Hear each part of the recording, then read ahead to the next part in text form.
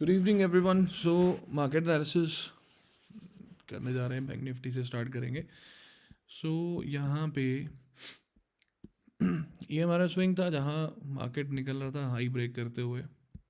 Single candle कोई rate ऐसे नहीं थी, इसने क्लोज किया वो प्रीवियस लो के नीचे, बट फ्राइडे को क्लोजिंग आ गई थी और आज तो गैप डाउन करके ईएमए के नीचे ही सस्टेन कर दिया है। तो ऑफकोर्स ये अब रिट्रेसमेंट है जो कि कंप्लीट होने जा रहा है। सो हम यहाँ पे फिब लगाएंगे 20th के लो से 10th के हाई तक।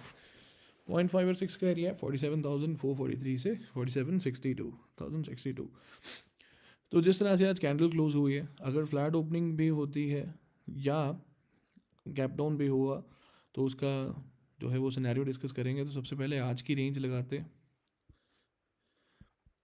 It is a bearish candle, तो अगर फ्लैट ओपनिंग हो रही है तो हमें ये देखना होगा, क्योंकि बेरिश कैंडल है ऑफकोर्स। अगर फ्लैट ओपन हो रहा है प्राइस तो सबसे पहले वो कहाँ ओपन होगा, और दूसरा फ्लैट ओपन करके ये नीचे जाना है ऑफकोर्स, क्योंकि रिट्रेसमेंट है, बेरिश मोड है।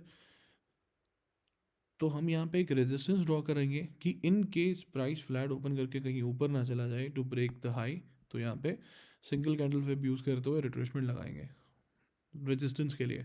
सो रेजिस्टेंस के लिए हम यूज़ करते हैं कैंडल का हाई से लो तक का एरिया, दैट्स इट। तो यहाँ पे लेवल हमारे लग गए हैं। अब चलते हैं 15 मिनट में।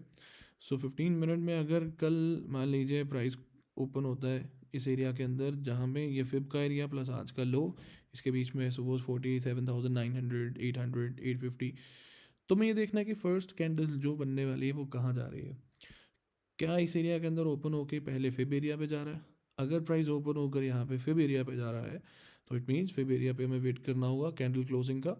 अगर कैंडल फिब एरिया पहले टेस्ट कर रहा है तो इसको ब्रेक करने की कोशिश करेगा, एंड देन अगर रिजेक्ट करता है तो ऑफकोर्स ये जो बॉक्स है इसको ब्रेक करने की कोशिश करी, प्राइस बॉक्स के ऊपर गया बट सस्टेन नहीं कर पाया। जैसे ही वापस आएगा नीचे क्लोजिंग बेसिस पे तो हम पुट में ट्रेड प्लान कर सकते हैं या सेलर जो वो कॉल शॉट कर सकते हैं। क्योंकि कल एक्सपायरी है तो इस चीज़ का ध्यान रखिएगा कि एक्सपायरी है तो प्रीमियम्स जो है वो डिके होंगे। तो प्रीमियम्स जो डिके होंगे विद टाइम तो आपको फ्लक्चुएशन दिख सकती है। सो यहाँ से अगर फ्लैट ओपन होगा तो मेरे हिसाब से 48,000 का जो लेवल है वहाँ पे ओ आई भर भर के बैठे हैं कॉल साइड में, कॉल शॉर्ट करके 48,000 से लेकर 48,200 तक के एरिया में। सो ये फिब का जो एरिया जो हमने ड्रॉ किया है, प्राइस इसके ऊपर नहीं आना चाहिए अगर फ्लैट ओपन होता है, क्योंकि अगर इसके ऊपर अगर प्राइस क्लोज करता है तो 48,200 का जो लेवल है जो कि आज का हाई से थोड़ा सा ऊपर 255 का जो लेवल है वो टेस्ट करने जाएगा। बट जैसे मैंने कहा कि ऊपर रेजिस्टेंस है, अगर ऐसा होता है कि फ्लैट ओपन करके प्राइस ऊपर जा रहा तो वो कॉल के प्रीमियम इंक्रीज़ करेगा, और जो ऊपर सेलर बैठे हैं वो चाहते हैं कि प्रीमियम महंगा हो जिस वजह से टॉप से सेलिंग करी जाए। सेल ऑन प्राइस का सिनेरियो रहेगा। सो आपको ऑफकोर्स यहाँ से फ्लैट ओपन करके फर्स्ट सिनेरियो हमने डिस्कस कर लिए। सिमिलरली फ्लैट ओपन करके अगर लो ब्रेक कर रहा है तो लो के जो आज का जो लो है उसके नीचे क्लोजिंग देखनी होगी आपको। अगर फर्स्ट कैंडल फ्लैट ओपन करके लो ब्रेक करने की कोशिश कर रहा है और क्लोजिंग आ रही है लो के नीचे, तो यहाँ भी पुट लिया जा सकता है और as a seller call short की जा सकती है फॉर नेक्स्ट टारगेट 47,443। 300-350 पॉइंट का लेवल रेंज है पूरा, तो अच्छा खासा ट्रेड यहाँ पे बन सकता है विद इन 1 आवर। अगर गैप डाउन होता है तो उस केस में क्या करें? तो देखिए गैप डाउन अगर हो रहा है तो वो ओपन कहाँ पे होगा प्राइस? तो आज की जो कैंडल जो क्लोज हुई है इट इज़ एट 47,757 और आज का लो है 725। सो अगर यहाँ से लो के नीचे अगर प्राइस ओपन हो रहा है तो हमें देखना होगा फर्स्ट कैंडल कैसे एक्ट कर रही है। क्या खुलते ही बाज़ार नीचे आने की कोशिश करेगा? अगर ऐसा होता है तो ऑफकोर्स जो मोमेंटम बिल्ड हुआ है आज और जो क्लोजिंग आई कैंडल्स की उस बेसिस पे अगर गैप डाउन हो गया तो वो प्राइस जो है वो ये फिब एरिया टेस्ट करने की कोशिश करेगा, सपोर्ट एरिया की तरफ भागेगा। तो उस केस में हम फर्स्ट कैंडल अवॉइड करेंगे ट्रेड, जैसे ही सपोर्ट एरिया पे आता है देन हम देखेंगे कि क्या बॉक्स के अंदर प्राइस जाने की कोशिश करेगा या नहीं। अगर फर्स्ट कैंडल बॉक्स टेस्ट करने आ रही है नीचे और उसके अंदर क्लोज करते रहे तो फिर हमारे पास फर्दर 300-350 पॉइंट का और आगे टारगेट है जो कि इस पूरे सपोर्ट एरिया का बॉटम है 47,062। बट अगर कैप डाउन करके प्राइस ऊपर आ रहा है टू टेस्ट लो, आज का लो और गैप फिल करना है तो ऑफकोर्स हम लो ब्रेकआउट की वेट करेंगे। गैप फिल होते ही जैसे ही लो के नीचे वापस क्लोज करेगा तो यहाँ से टॉप पे पुट बेच सकते हैं, सॉरी पुट ले सकते हैं, कॉल बेच सकते हैं फॉर टारगेट 47,443। किसी भी कंडीशन में प्राइस अगर हमारे सपोर्ट एरिया में आता है 47,443, तो यहाँ पे कोई भी ट्रेड करने से पहले देखें कि प्राइस जो है वो इस एरिया को ब्रेक कर रहा है या नहीं। अगर ब्रेक कर रहा है, क्लोजिंग नहीं दे पा रहा, वापस ऊपर आ रहा है, तो वो पुल बैक लेगा टू टेस्ट EMA। बट अगर ब्रेक करके क्लोज कर रहा है, फिर आपको अभी EMA पे जाने की ज़रूरत नहीं है। प्राइस इस रेंज में बॉटम तक जाएगा ही जाएगा। प्राइस एक्शन फॉलो करते हुए चलेगा, लो के नीचे लो कैंडल क्लोज करते हुए जा रही है तो सही है। जहाँ लो ब्रेक हो रहा है बट कैंडल क्लोज नहीं हो रही, तो वहाँ पे एक प्राइस जो है वो सस्टेन रुकने की कोशिश करेगा। जिसमें आज की एग्जांपल दिखाता हूँ मैं आपको कि सिंगल कैंडल बेसिस पे देखिएगा ज़रा, EMA टेस्ट किया 12 बजे वाली कैंडल ने, उसके बाद फिर जैसे इसका लो ब्रेक करके प्राइस नीचे आया एट 12:30, इसके बाद लो ब्रेक हुआ बट क्लोजिंग नहीं हुई। तो जब तक लो ब्रेक हो रहे थे, क्लोजिंग नहीं हो रही थी, तो कम से कम 5 कैंडल्स यहीं पे रुकी। और जैसे ही लो ब्रेक के साथ क्लोजिंग हुई एट 2:15, उसके बाद प्रीमियम भी तेज़ी से बढ़ा और प्राइस जो है वो नीचे भी आया। तो इस चीज़ का ध्यान रखना बहुत ज़रूरी है। किसी पर्टिकुलर लेवल पे प्राइस जब हमें पता है कि यहाँ से नीचे आ सकता है, तो कैंडल क्लोजिंग का ज़रूर ध्यान रखें। और अगर आपको लगता है कि 15 minute candle could be a big candle, बड़ी कैंडल बन सकती है, तो वहाँ पे 3 मिनट 2 कैंडल सेटअप यूज़ करें। बट कैंडल क्लोजिंग का ध्यान देना है, क्योंकि ज़्यादातर लोग ऐसे इस सिनेरियोस में उनके दिमाग में पुट हावी रहता है कि आज पुट में पैसा बनाना है, पुट में पैसा बनाना है, बट वो कैंडल क्लोजिंग देखना भूल जाते हैं, जिसकी वजह से पुट बाय करके बैठ गए, उसके बाद 3 से 4 कैंडल अगर रेंज में रही और वो आपका प्रीमियम डिके करेंगी, क्योंकि कल एक्सपायरी भी है साथ में, तो प्रीमियम डिके और ज़्यादा तेज़ी से हो सकता है, तो वहाँ पे आपका नुकसान हो सकता है। तो उससे बचने के लिए कैंडल क्लोजिंग का वेट करना ज़रूरी है। एक ऐसा सिनेरियो जो कि बिल्कुल ऑपोजिट हो सकता है, दैट्स इट गैप अप। कि अगर गैप अप होता तो क्या करें, वैसे होना तो नहीं चाहिए, बट अगर गैप अप होता है, और गैप अप कैसा हो रहा है 48,000 के आसपास या 48,000 अबव ओपन कर रहा है, या फिर एरिया के ऊपर ओपन हो रहा है, उस केस में फिर हम देखेंगे कि फर्स्ट कैंडल सस्टेन कर रही है नहीं। अगर फिर ब्रेक करके वापस नीचे आ गया तो वही पुट तक डे लो तक, और डे लो ब्रेक करके फर्दर सपोर्ट लेवल तक जाएंगे। बट अगर गैप अप होकर सस्टेन कर रहा है, तो आज का लो इंपॉर्टेंट होगा, उसको टेस्ट करना ज़रूरी है। That is it's next level कि जहाँ तक वो प्राइस जा सकता है। स्टार्टिंग में जैसा मैंने कहा कि 48,000 और 48,200 के लेवल स्ट्रॉन्ग है, जहाँ पे वही भर भर के बढ़े हैं। अगर कल मान लीजिए गैप अप हो रहा है, तो खुलते ही गिरने के चांसेस हैं। रीज़न, क्योंकि सेलर जो है वो प्राइस को वहाँ पे टिकने नहीं देंगे। मान लीजिए कोई कोई ऐसा प्रीमियम जो कि क्लोज हुआ है 180 पे, 190 पे, और सुबह गैप अप की वजह से वो 250 के आसपास पहुंच रहा है, और फर्स्ट कैंडल अगर अटेम्प्ट कर रही है हाई टेस्ट करने की, तो मीन्स कॉल्स के प्रीमियम बढ़ जाएंगे, राइट। और सेलर को तो यही चाहिए, sell on rise. So gap up scenario में फर्स्ट कैंडल अगर फिब एरिया के ऊपर है, उस केस में इसको जाने दे रहे हाई तक, और वहाँ से मैक्सिमम सेलर जो है वो उसको बेचने की कोशिश करेंगे। हाँ, आज की क्लोजिंग से ऊपर 50 पॉइंट, 100 पॉइंट, 150 पॉइंट भी इवन अगर गैप अप कर रहा है, वो स्टिल रेजिस्टेंस एरिया जो फिर हमने ड्रॉ किया इसके नीचे ही है, तो उसमें फर्स्ट कैंडल में इम्पैक्ट नेगेटिव ही होने वाला है। चलिए नेक्स्ट देखते हैं, Nifty 50 one day time frame में चलेंगे। लाइक बैंक निफ्टी, इसमें भी सेम सिनारियो है। 20 मार्च के लो से 10 अप्रैल के हाई तक एक कंटिन्यूस स्विंग बनाता हुआ प्राइस जो है वो ऊपर गया है, एंड देन फ्राइडे को अप्रैल 10 के लो के नीचे क्लोजिंग करी थी EMA को टेस्ट करते हुए। आज कैप डाउन करके EMA के नीचे प्राइस सस्टेन कर चुका है। तो साफ दिख रहा है ये अपनी रिट्रेसमेंट एक्टिव कर चुका था फ्राइडे को। जो भी आज BTS ले गया था उसके पैसे अच्छे बने होंगे। हम करते नहीं है BTST वीकेंड में ट्रेड, वैसे भी नहीं कर रहा आज के देश में, ज़रूरत नहीं पड़ती है।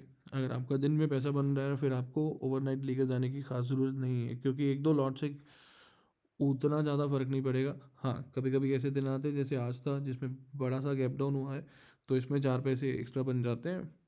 बट अगर आप उसको हैंडल कर सकते हो तभी करें, अदरवाइज़ ज़्यादातर लोग सुबह प्रॉफिट लेकर BTST में अगले 1 से 2 ट्रेड में रिस्क लेके गवा देते हैं। सो निफ्टी के लिए हम वेंसडे 20 मार्च से के लो से 10 अप्रैल वेंसडे तक का हाई फिब लगाएंगे। आप देख सकते हैं आज मार्केट जहाँ क्लोज हुए उसके जस्ट नीचे रिट्रेसमेंट एरिया आ चुका है।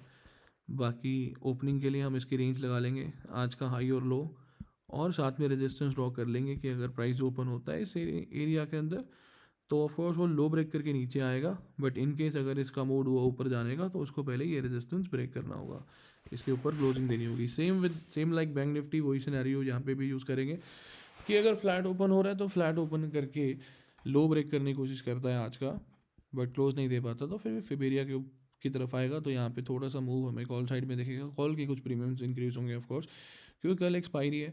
आज मार्केट प्रॉपर बेयरिश क्लोज हुआ है, और कल अगर गैप डाउन हो गया तो ऑफ कोर्स वो पुट के प्रीमियम्स जो है वो इंक्रीज होंगे।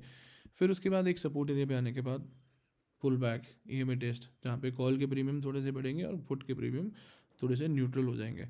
बट अगर फ्लैट ओपन कर रहा है एंड देन उस केस में किसी भी डायरेक्शन में जाए, अगर प्राइस ऊपर भी जा रहा है टू टेस्ट फिब एरिया, आप आने दीजिए फिब एरिया पे। यहाँ से जब रिजेक्ट करेगा वापस नीचे आने के लिए, फिर आप पुट बाय कर सकते हैं और कॉल जो है वो शॉर्ट कर सकते हैं। बट अगर यहाँ पे गैप डाउन हुआ तो क्या करेंगे?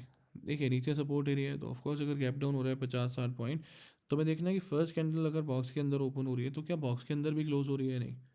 अगर बॉक्स के अंदर ही क्लोज हुई तो नीचे हमारे पास 22,117 का फाइनल सपोर्ट एरिया है। 22,242 से 22,117 का ये पूरा एक एरिया है, लगभग 130 पॉइंट्स की रेंज है, 22-30 पॉइंट्स के बीच की रेंज है। तो अगर प्राइस हमें कल गैप डाउन हुआ तो बॉक्स के अंदर दिख रहा है, तो आप कोशिश करिएगा अगर 3 मिनट में प्राइस सस्टेन करता है बॉक्स के अंदर, देन वो अपना लो जो है वो टेस्ट करने ज़रूर जाएगा। पहली कैंडल अवॉइड किया जाए ट्रेड के लिए, बट अगर कोई ट्रेड कर रहा है तो इस सिनेरियो में 3 मिनट का यूज़ करके कर सकता है। अदरवाइज़ आप जो है वो पहली कैंडल बनने दीजिएगा, उसके बाद बॉक्स के अंदर क्योंकि ये सपोर्ट एरिया इसको ब्रेक करने की कोशिश करेगा।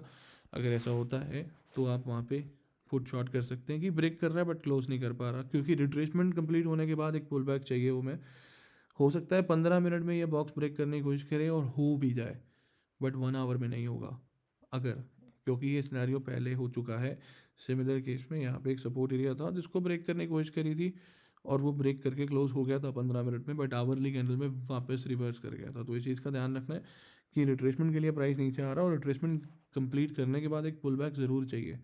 प्राइस एक्शन चेंज नहीं होगा, बट 1 डे टाइम फ्रेम में प्राइस एक्शन चेंज नहीं होगा, बट जो रिट्रेसमेंट हो चुकी है अब उसके बाद अगर इसको रिवर्स भी करना है, रिट्रेसमेंट के नीचे भी आना है, तो एक पुल बैक करके आए, लोअर हाई सिनेरियो क्रिएट करें। लोअर हाई के बाद जब स्विंग ब्रेक करेगा लोअर लो का, देन वहाँ पे फिर हमारा ट्रेंड जो है वो बिलो रिट्रेसमेंट रिवर्स हो सकता है। अगर इस केस में गैप अप हुआ तो क्या करेंगे? सेम लाइक बैंक निफ्टी, अगर इसमें गैप अप हो रहा है क्लोजिंग एरिया से 100 पॉइंट 50 पॉइंट ऊपर खुल रहा है, तो फिब एरिया ब्रेक करना होगा to sustain and to test day high.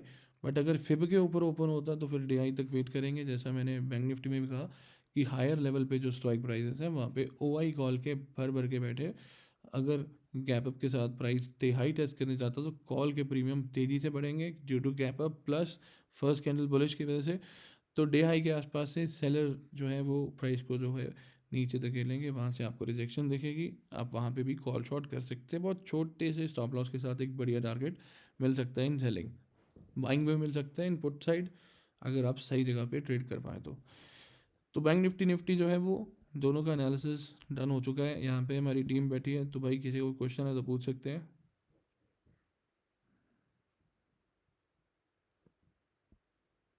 चलिए, बहुत समझदार लोग हैं यहाँ पे, किसी का कोई क्वेश्चन नहीं है, सब फुल ऑन मज़े में है। तो सर एक रिकॉर्ड, बात बताओ, हाँ जी। यस। अगर जैसे ऊपर जाता है हाँ। और आज का डे हाई ब्रेक करता है, हम्म तो ऊपर एक जोन बनता है हाई से लो तक, अगर हम फिब लगाते हैं तो हम्म। उस जोन को कंसिडर करना है या सीधा गैप फिलिंग की वेट करनी है? तो आपको क्या लगता है जोन क्या? तो ऑलरेडी लगा दिया मैंने आज के हाई से लो का, ये जो फिब लगा नहीं, रखा है यहाँ से। आज के हाई से लो नहीं, हाँ। ऑल टाइम हाई से आज के लो का लगाओगे ना, तो गैप के पास ही जोन बनता ओके, तो आप कह रहे हो कि ये ऊपर से हम लगा लें फिब, है ना, यहाँ से है। हाँ, आज के लो तक। हाँ तो वो गैप तो फिल हो गया। नहीं नहीं, ऑल टाइम हाई से, ऑल टाइम हाई तो और ऊपर है। निफ्टी ऑल टाइम हाई और ऊपर है? नहीं नहीं, निफ्टी नहीं, bank Nifty, bank Nifty sir, bank Nifty. Okay, bank Nifty, okay.